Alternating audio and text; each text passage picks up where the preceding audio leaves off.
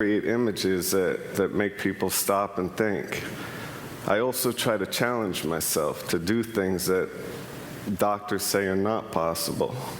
I was buried alive in New York City in a coffin, buried alive in a coffin in April 1999 for a week. I lived there with nothing but water. And it ended up being so much fun that I decided I could pursue doing more of these things. The next one is I froze myself in a block of ice for 3 days and 3 nights in New York City. That one was way more difficult than I had expected. The one after that, I stood on top of a 100-foot pillar for 36 hours. I began to hallucinate so hard that the buildings that were behind me started to look like big animal heads. So next I went to London. In London I lived in a glass box for 44 days with nothing but water. It was for me one of the most difficult things I'd ever done, but it was also the most beautiful. There were so many skeptics, especially the press in London, that they started flying cheeseburgers on helicopters around my box to tempt me. So I felt very validated when the New England Journal of Medicine actually used the research for science. My next pursuit was I wanted to see how long I could go without breathing, like how long I could survive with nothing, not even air. I didn't realize that it would become the most amazing journey of my life.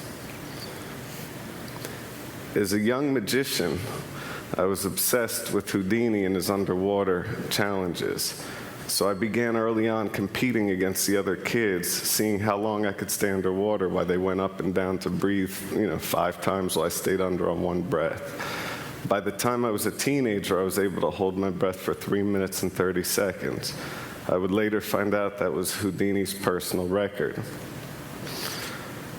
In 1987, I heard of a story about a boy that fell through ice and was trapped under a river. He was underneath not breathing for 45 minutes. When the rescue workers came, they resuscitated him and there was no brain damage. His core temperature had dropped to 77 degrees. As a magician, I think everything is possible.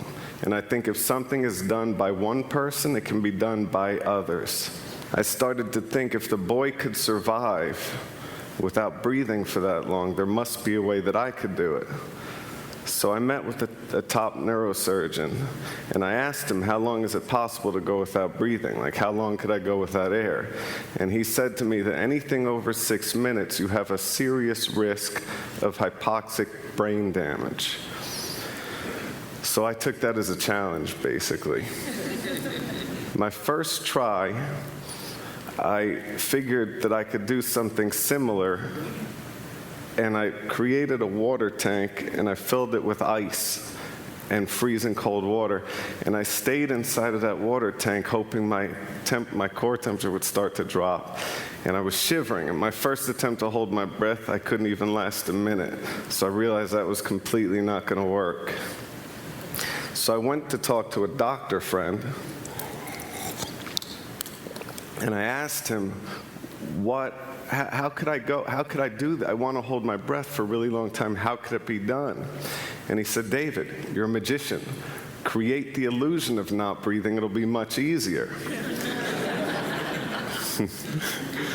So he came up with this idea of creating a rebreather with a CO2 scrubber, which was basically a tube from Home Depot with balloons duct taped to it that he thought we could put inside of me, and somehow I'd be able to circulate the air and rebreathe with this thing in me.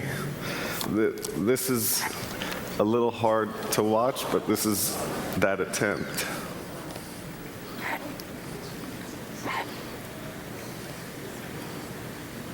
So that clearly wasn't going to work. Then I actually started thinking about liquid breathing. There's a chemical that's called perfluoron, and it's so high in oxygen levels that in theory you could breathe it.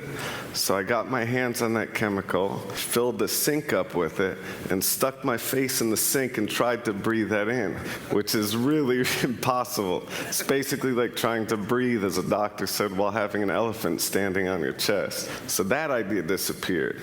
Then I started thinking, would it be possible to hook up a heart-lung bypass machine and have a surgery where it was a tube going into my artery and then appear to not breathe while they were oxygenating my blood?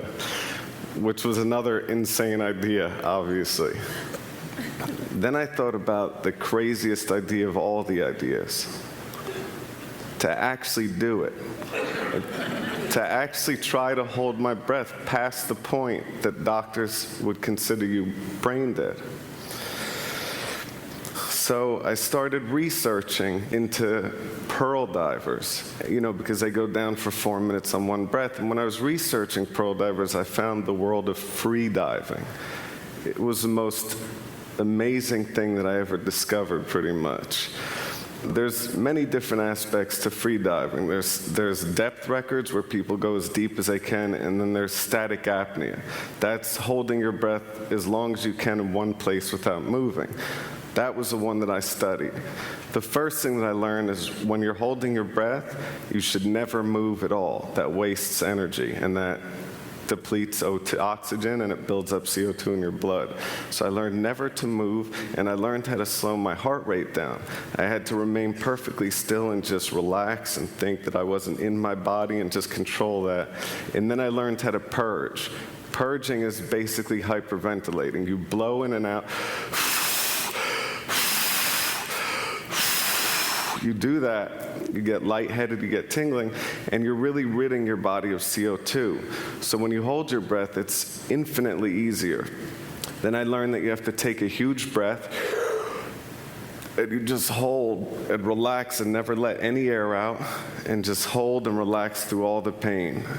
Every morning, and this is for months, I would wake up, and the first thing that I would do is I would hold my breath out of 52 minutes, I would hold my breath for 44 minutes. So basically what that means is I would purge, I'd breathe really hard for a minute, and then I would hold immediately after for 5.5 minutes. Then I would breathe again for a minute, purging as hard as I can, then immediately after I would hold again for 5.5 minutes. I would repeat this process 8 times in a row. Out of 52 minutes, you're only breathing for 8 minutes. At the end of that, you're completely fried. Your brain, you feel like you're walking around in a daze and you have these awful headaches. Basically, I'm not the best person to talk to when I'm doing that stuff. I started learning about the world record holder. His name is Tom Zetas, and this guy is perfectly built for holding his breath. He's 6'4", he's 160 pounds, and his total lung capacity is twice the size of an average person. I'm 6'1" and fat. We'll say big boned.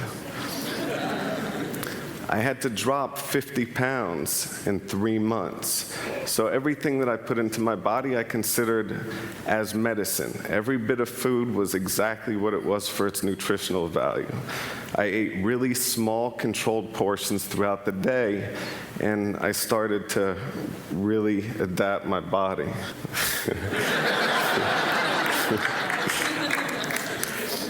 The thinner I was, the longer I was able to hold my breath, and by eating so well and training so hard, my resting heart rate dropped to 38 beats per minute, which is lower than most Olympic athletes.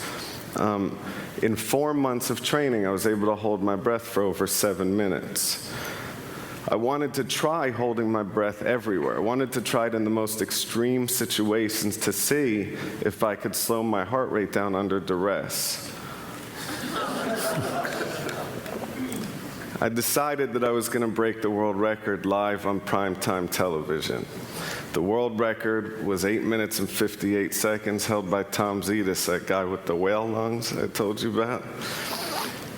I assumed that I could put a water tank at Lincoln Center and If I stayed there a week not eating, I would get comfortable in that situation, and I would slow my metabolism, which I was sure would help me hold my breath longer than I had been able to do it. I was completely wrong. I entered the sphere a week before the scheduled air date, and I thought everything seemed to be on track. 2 days before my big breath hold attempt for the record, the producers of my television special thought that just watching somebody holding their breath and almost drowning is too boring for television. So I had to add handcuffs while holding my breath to escape from. This was a critical mistake. Because of the movement, I was wasting oxygen, and by 7 minutes I had gone into these awful convulsions. By 7:08, I started to black out, and by 7 minutes and 30 seconds, they had to pull my body out and bring me back.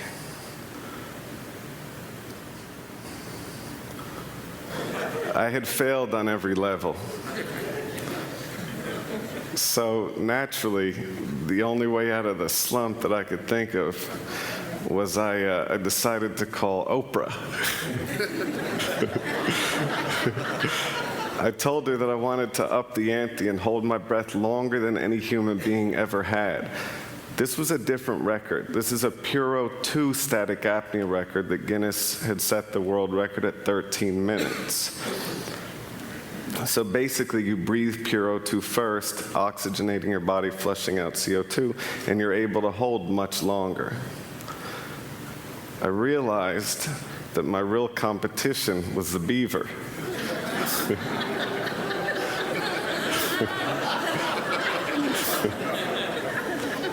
In January of 2008, Oprah gave me 4 months to prepare and train.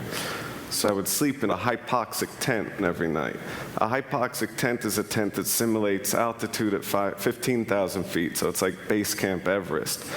What that does is you start building up the red blood cell count in your body, which helps you carry oxygen better. Every morning again, after getting out of that tent, your brain is completely wiped out. My first attempt on Puro 2, I was able to go up to 15 minutes. So it was a pretty big success. The neurosurgeon pulled me out of the water because in his mind at 15 minutes, your brain is done. You're brain dead. So he pulled me up and I was fine. There was one person there that was definitely not impressed. It was my ex-girlfriend. While I was breaking the record underwater for the first time, she was sifting through my BlackBerry, checking all my messages. My brother had a picture of it. So I then announced that I was going to go for Cetus's record publicly, and what he did in response is he went on Regis and Kelly and broke his old record. Then his main competitor went out and broke his record. So he suddenly pushed the record up to 16 minutes and 32 seconds, which was 3 minutes longer than I had prepared. You know, it was longer than the record. Now, I wanted to get the Science Times to document this. I wanted to get them to do a piece on it. So I did what any person seriously pursuing scientific advancement would do. I walked into the New York Times offices and did card tricks to everybody. So I don't know if it was the magic or the lore of the Cayman Islands, but John Tierney flew down and did a piece on the seriousness of breath holding. While he was there, I tried to impress him, of course, and I did a dive down to 160 feet, which is like, you know, basically the height of a 16-story building. And as I was coming up, I blacked out underwater, which is really dangerous. That's how you drown. Luckily, Kirk had seen me, and he swam over and pulled me up.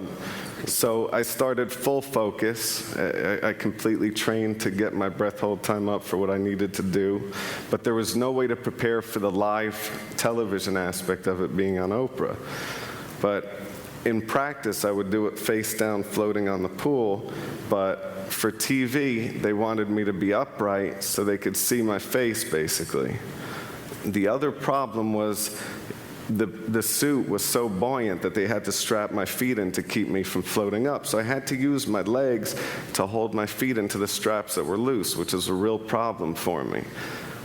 That made me extremely nervous, raising the heart rate.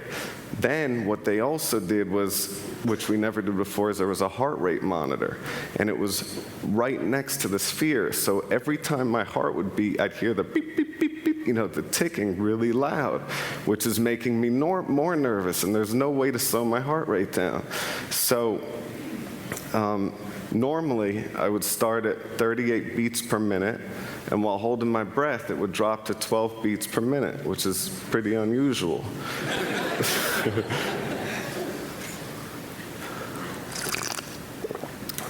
This time it started at 120 beats, and it never went down. I spent the first 5 minutes underwater desperately trying to slow my heart rate down. I was just sitting there thinking, I've got to slow this down, I'm going to fail. And I was getting more nervous, and the heart rate just kept going up and up, all the way up to 150 beats. Basically, it's the same thing that created my downfall at Lincoln Center. It was a waste of O2. When I made it to the halfway mark at 8 minutes, I was 100% certain that I was not going to be able to make this. There was no way for me to do it. So I figured Oprah had dedicated an hour to doing this breath hold thing. If I had cracked early, it would be a whole show about how depressed I am. So I figured I'm better off just fighting and staying there until I black out, at least, and they can pull me out and take care of me and all that. I kept pushing to 10 minutes. At 10 minutes, you start getting all these really strong tingling sensations in your fingers and toes, and I knew that that was blood shunting, when the blood rushes away from your extremities to provide oxygen to your vital organs. At 11 minutes, I started feeling throbbing sensations in my legs, and my lips started to feel really strange. At minute 12, I started to have ringing in my ears, and I started to feel my arm going numb. And I'm a hypochondriac, and I remember arm numb means heart attack, so I started to get really paranoid. Then at 13 minutes, maybe because of the hypochondria, I started feeling pains all over my chest. It was awful. At 14 minutes, I had these awful contractions, like this urge to breathe.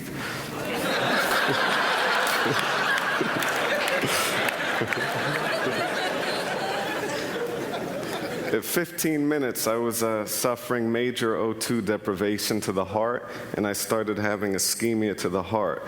My heartbeat would go from 120 to 50 to 150 to 40 to 20 to 150 again. It would skip a beat, it would start, it would stop, and I felt all this. And I was sure that I was going to have a heart attack. So at 16 minutes, what I did is I slid my feet out, because I knew that if I did go out, if I did have a heart attack, they'd have to jump into the body and take my feet out before pulling me up. So I was really nervous. So I let my feet out, and I started floating to the top. And I didn't take my head out, but I was just floating there waiting for my heart to stop. Just waiting. They had doctors with the, so sitting there waiting. And then suddenly I hear screaming. And I think that there's some weird thing, that I had died or something had happened. And then I realized that I had made it to 1632. So with the energy of everybody that was there, I decided to keep pushing, and I went to 17 minutes and 4 seconds.